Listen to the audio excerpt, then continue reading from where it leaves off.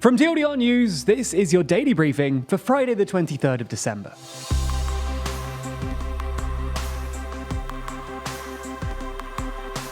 Good afternoon. In today's Spotlight story, we're going to be running through everything you can expect coming up in 2023. But there's clearly a lot going on in the world right now too, so we'll also be running through 3 of today's other important stories from around the globe. And then in our Nebula exclusive section, we have perhaps the most unhinged thing we've ever made. You don't want to miss it.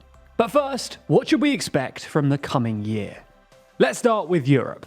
Poland is due to hold a parliamentary election on or before November 11th next year. And these elections are significant for Poland and its place in the European Union, as the ruling Law and Justice Party has clashed with the EU over a number of issues, particularly the rule of law and democracy. Now, some polls suggest that the opposition Civic Coalition, formed by the former Prime Minister and former EU President Donald Tusk, with the support of some other smaller opposition parties, could unseat the Conservative government.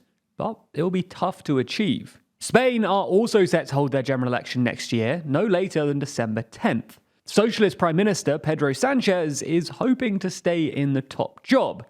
And recent polling suggests that he'll be able to do this with the support of his current left-wing coalition partner, United We Can. However, other polls have suggested a possible victory for the conservative opposition People's Party, who would need to rely on the support of far-right Vox in order to form a government.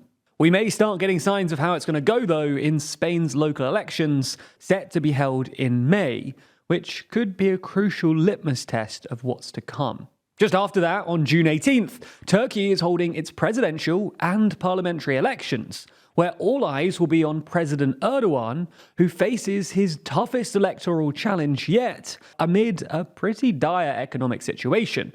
With a good candidate and a unified electoral strategy, the opposition could defeat President Erdogan after 2 decades of his political dominance. But the recent jailing of a formidable rival, the mayor of Istanbul, suggests that the field may be leveled against them.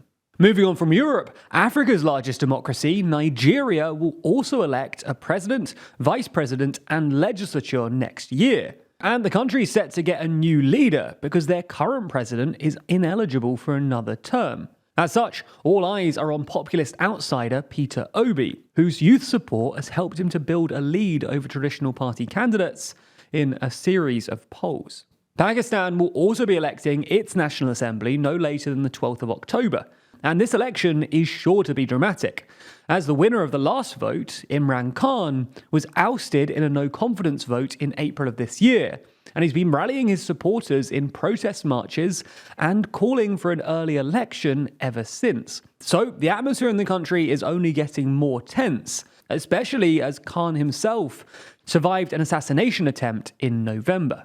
Finally, let's take a look at Argentina, which may put a stop to the pink tide of recent left-wing victories in Latin America. That's because their incumbent president is facing some pretty poor approval ratings and may not even run for re-election in October 2023. Against a backdrop of economic difficulty, it means that his left-of-center coalition will need to find a heavyweight candidate if they want any chance of winning. And this may prove difficult after the vice president ruled herself out following a corruption conviction. So those are some of the things you can expect to see next year. But there's plenty more happening in places like Greece, Paraguay, Bangladesh, the DRC, and more. So let us know in the comments what you'll be closely following in 2023 and which countries you want us to be reporting on. Okay, so that's the biggest story of the day and what you can expect from next year. But this year's not over yet, so let's run through 3 other stories happening right now. Yesterday, the Scottish Parliament agreed to a controversial new bill which aims to make formally changing your gender easier. People in Scotland have been able to apply for a gender recognition certificate since 2005, but this was only available to those over the age of 18 and for those who had a medical diagnosis of gender dysphoria. The new bill, introduced by the SNP, reduces the age requirement to 16 and drops the requirement for a medical diagnosis.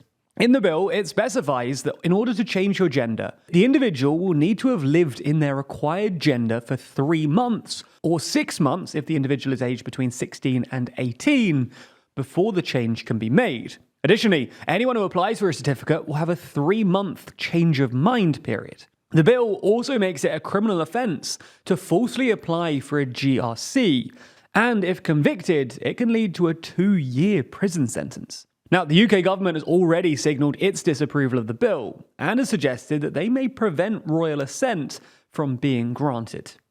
Now, there's more on the way, but be sure to subscribe and ring the bell to make the daily briefing part of your daily routine. Or just search for us in your podcast app of choice to listen along. What we found out that the US House of Representatives will be recommending criminal charges against former President Donald Trump a few days ago. We were yet to see the report that led to this conclusion. Yesterday, though, that changed with the publication of the 814-page report. And there's been some pretty groundbreaking assertions. The central claim of the report is that what happened on January 6th all comes down to one man, Donald Trump. The report claims in the 2 months between the election and insurrection, President Trump or his inner circle engaged in at least 200 apparent acts of public or private outreach, pressure, or condemnation, targeting either state legislatures or state local administrators to overturn state election results. In essence, this fostered a feeling of mistrust towards the government, something the report claims he did little to stop, when this manifested in the violent storming of the US Capitol.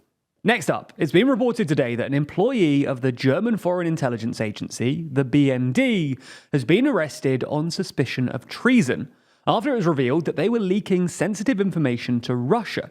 And this is the first time that someone's been arrested on these grounds since 2014. In a statement, the president of the BND said that restraint and discretion are important in this particular case. With Russia, we're dealing with an actor on the opposite side, whose unscrupulousness and willingness to use violence we must reckon with. Every detail of this operation that becomes public means an advantage for this adversary and its intention to harm Germany. Unfortunately, because of this, little is known about the nature of the allegation, and in fact, there's really not very much public information about the case at all right now, but we'll continue to update you as it plays out in 2023. In a final uplifting story of today, we're going to discuss jet fuel. That's because the UK Department of Transport has announced a new project to use waste from steelworks and household rubbish to create fuel for planes. This should see about 300,000 tons of sustainable fuel produced each year, which will cut CO2 emissions by about 200,000 tons. In total, the government has suggested that this is enough to fly to the moon and back about 60 times. So that's a lot of fuel that won't be used. That's all we have time for on YouTube today. But if you want to see the most unhinged video we've ever made, where I interview myself about TLDR in 2022, so I'm very fortunate to be joined today by Jack Kelly, that's TLDR's CEO, Hey. and Jack Kelly, TLDR's head of content. How are you both doing?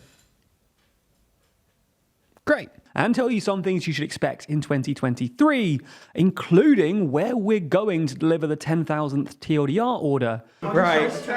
Are you ready? No. We'll just take a dramatic moment. No, I'm not. I'm going to have a heart. Okay, silence. To feel like this. Let's take some silence for a moment. A deep breath. Here we go. Your 10,000 order. Then you should check out the extended ad-free edition of the Daily Briefing over on Nebula.